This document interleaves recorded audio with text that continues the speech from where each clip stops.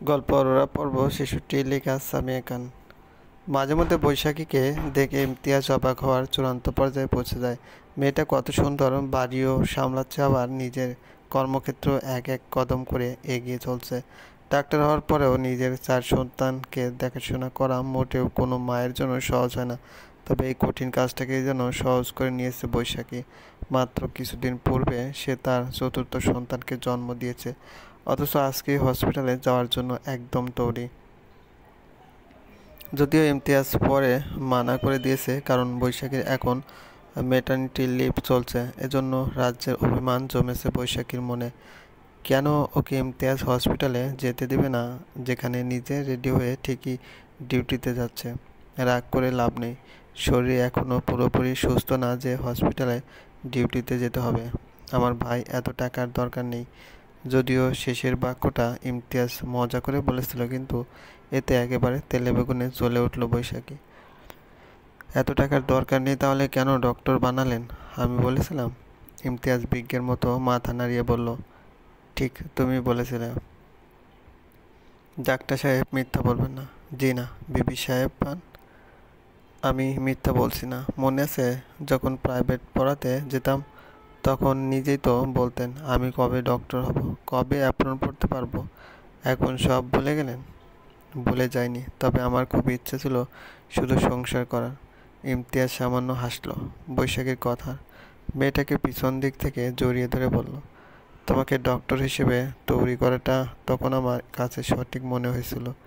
তবে আমি খুশি হয়েছি এটা দেখে যে তুমি এই পেশাটাকে একটু অমর্যাদা করনি। পাম দিলেন?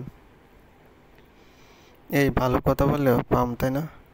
তাদের কথা বলার মধ্যিখানে বড় মেয়ে আয়রা এসে ইমতিয়াজের হাতে ফোন ধরিয়ে দিয়ে গেল। তায়েব ভিডিও কল দিয়েছে। তবে ফোনের স্ক্রিনে তায়েবকে দেখে ইমতিয়াজ প্রচণ্ড ব্যস্ত হয়ে উঠল। তাকে আশ্বস্ত করে তায়েব বলল, এত ভয় পাওয়ার কিছু নেই ইমতিয়াজ, আমি ঠিক আছি। ঠিক থাকলে কপালে এই ব্যান্ডেজ কেন? তায়েব একটা অকথ্য ভাষায় গালি দিয়ে বলল, আর বলিস না, এখনকার কিছু মেয়েরা জঘন্য। একসাথে 6-7 জনকে ডেট করবে এবং ধরা খাওয়ার পর বদলা নিতে ছেলেরা যখন তো জঘন্য কাজ করতে নিবে, অমনি ভিকটিম সাজবে। আসলে দোষী দুই পক্ষই, সব কয়টার শাস্তি হওয়া উচিত। তাইবকে এভাবে গালি দিতে ইমতিয়াজ অনেকদিন পর শুনল। হয়েছে কি? ইমতিয়াজকে সব কিছু খুলে বলল তায়েব। আসলে মেয়েটাই দোষী ছিল। ভাগ্যক্রমে এক পথচারী তায়েবকে পরে থাকতে দেখেছিল, বিদায় এ যাত্রায় রক্ষা পেল সে। সব কিছু শুনে একটা গভীর নিঃশ্বাস ফেলল ইমতিয়াজ। তুমি যে কেন এসব ঝামেলায় যাও? এমনিতে নিজে অসুস্থ। আমি কিভাবে আগে থেকে বলবো বল এই কাহিনী? তবে একটা মেয়েকে হাত থেকে আটকাবো না? তবে সেগুলো নিজের ক্ষতি করে না তো? আর বডিগার্ড ছাড়া বাইরে যাও কেন? সিনান কই? সিনান তার নানু বাসায় এসে পড়বে আজকে। আমি তোকে অন্য বিষয়ের জন্য ফোন করেছিলাম। কি? তাইব একটু সময় নিল কথা বলতে, তবে একটা দীর্ঘশ্বাস ফেলে বলল, শিকাগোতে আসতে পারবি? কেন? সামনের মাসে অরোরা আসছে এখানে। আমি একা একা তার মুখোমুখি হতে পারবো না। তুমি সত্যি তাই অরোরার হসপিটালের সাথে চুক্তি করতে? খারাপ লাগবে না? খারাপ কেন লাগবে? কারণ সায়নও আসবে ঠিক ওই সময়। তাই হালকা হেসে বলল, তাই কি? ওরা দুজন খুব ভালো বন্ধু। 10 বছর পর দুজন দুজনকে দেখে নিশ্চিত খুশি হবে। আর তুমি? এই প্রশ্নটির উত্তর এই প্রশ্নটির উত্তর তাইবের কাছে নেই, একেবারেই নেই। হঠাৎ কোথা থেকে যেন এনা আর এমা দৌড়ে এসে ফোনের স্ক্রিনের সামনে ফুটোফুটি খেতে লাগলো। মেয়ে দুটো যমজ এবং তাদের সবথেকে প্রিয় পাত্র হলো তায়েব। বড় চাচ্চু বলতে তারা পাগল। ইমতিয়াজ তাদের কাছে ফোন ছেড়ে দিয়ে বৈশাখীর কাছে এসে দাঁড়ালো। এত বছর দেশ ছাড়া থেকেও সেই আগের মতোই আছে মেয়েটা। সবথেকে ছোট্ট মেয়েটাকে কোলে নিয়ে ঘুম পাড়িয়ে দিচ্ছে। ইমতিয়াজকে মুখ গোমড়া করে ঢুকতে দেখে বলল, হোক না দেখা। এটা নিয়ে এত টেনশন করার কিছু নেই। টেনশন করবো না? ভাইয়া অনেক ভেঙে পড়বে, আমার খুব কষ্ট লাগবে বৈশাখী। তাই ভাইয়াকে অনেক ভালোবাসেন তাই না? অনেক। বৈশাখী হাসে, মায়াবী হাসি। বিগত সময়ে তায়েব আর ইমতিয়াজের মধ্যে এত মেলবন্ধন ছিল না, অথচ সময়ের স্রোতে দুই ভাই একে অপরের ঢাল হয়ে গিয়েছে। শায়ানকে বেশ কয়েক বছর পর এতটা হাসি খুশি দেখাচ্ছে। জামাল জানে এর প্রধান কারণ হচ্ছে অরোরা। এতে অবশ্য সে বেশ খানিকটা বিরক্ত। এতদিন কোনো খোঁজখবর ছিল না, হঠাৎই ভোজবাজির মতো আবার উদয় হয়ে গিয়েছে মেয়েটা। সাথে সায়নকে আবার কষ্ট দেওয়ার তোড়জোড়ও শুরু করে দিয়েছে। জামাল: জি স্যার। ভাবছি একবার বাংলাদেশে যাব মাকে দেখতে। এক কাজ করুন স্যার, বড় ম্যাডামকেই এখানে নিয়ে আসুন। মা আসবে না জামাল, তার উপর অসুস্থ, আমি যাব ভাবছি। প্লেনের টিকিট কনফার্ম করে দাও। কিন্তু আপনার তো শিকাগো যেতে হবে। তাহলে শিকাগো থেকে আসার পর যাব বাংলাদেশে। ঠিক আছে স্যার। জামাল মনে মনে হাসলো, কারণ শিকাগোতে শায়ন যেতে চায় না। তার প্রধান কারণ তায়েব বা অরোরার সাথে দেখা হওয়া। অথচ সে নিজেই তো ডিলটার জন্য রাজি হয়েছে। চেয়ারে গা এলিয়ে দিল শায়ন। জামাল বিয়নিকাকে নেক্সট উইকের সমস্ত প্ল্যান ক্যান্সেল করে দিতে। আপাতত সে শিকাগোতে যাবে আমার সাথে। সকালের খাবারটাও ঠিকমতো খেতে পারেনি অরোরা। সবুজ হন্তদন্ত হয়ে ছুটে এসেছিল তার কাছে খবর দিতে। মুক্তার অবস্থা খুব খারাপ। তার পাস চেক করে অরোরা বুঝতে পারলো শেষ সময় ঘনিয়ে এসেছে।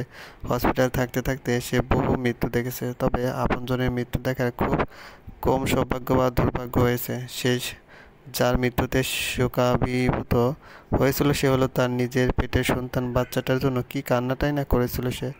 মুক্তা অনবরত হেঁচকে উঠেছে, যেন তার দম একবার গলা অবধি উঠে সে আবার নেমে যাচ্ছে। যে কোনো সময় সব শেষ হয়ে যাবে। দরজার সামনে সকলে ভিড় করে দাঁড়িয়ে আছে। যেহেতু ঘরটা খুবই ছোট, এখানে কেন রাখা হয়েছে মাকে সেটা নিয়ে আজকে এসে সবুজ আর আসলামকে প্রশ্ন তুলেছিল অরোরা। তবে জবাব মনপুত হয়নি। মুক্তার হেঁচকে একটু কমে এলে সে অরোরা উদ্দেশ্যে বলল, হাজী সাহেবের নাতিনকে তুই ভালোবাসতি তাই না মা? আধো আধো বলি। অনেক কষ্টে পুরো বাক্যটা শেষ করতে পেরেছে, তবে কথাগুলোতে একদম চমকে গেল অরোরা। এই সময় তার মা কেন সায়নের কথাই বলল। মুক্তা কাঁদতে কাঁদতে বলল, তুই যখন জন্ম নিলি মা, হাসপাতালের এক ডাক্তার আপা তোর নাম দিল অরোরা। তার মানে ভোরের প্রথম আলো। অথচ দেখ তোর জীবন আমি কেমন বিষ বানায় ফেলছিলাম। উপরে তোর বাপরে গিয়া কি জবাব দেবো জানি না। মা তুই আমাকে মাফ করে দিবি তো? অরোরার গা কাঁপিয়ে কান্না আসছে, তবুও কোনো মতে বলল, ঠিক হয়ে যাবে মা, গাড়ি আছে, তোমাকে ঢাকা নিয়ে যাব। আমার ভুল, কালকে কেন নিয়ে গেলাম না আমি। আমার সময় নাই রে মা, মাফ করে দিস। আর তেমন কথা বলতো পারলো না মুক্তা। জোরে জোরে নিঃশ্বাস নিতে লাগলো। অরোরা আস্তে আস্তে মুক্তার কপালে হাত রাখলো। মনে আছে মা, খুব ছোটবেলায় তুমি আমাকে গান শুনিয়ে ঘুমের দেশে নিয়ে যেতে।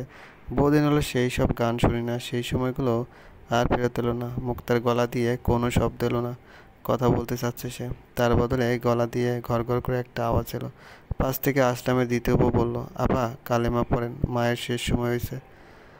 অরোরা একবার নুরুন্নাহারের দিকে তাকালো। সে সাথে এসেছিল নুরুন্নাহার বুঝতে পারলো মেয়েটা ভয় পাচ্ছে মায়ের মৃত্যু দেখে। এগিয়ে এসে সে মুক্তার পাশে বসলো।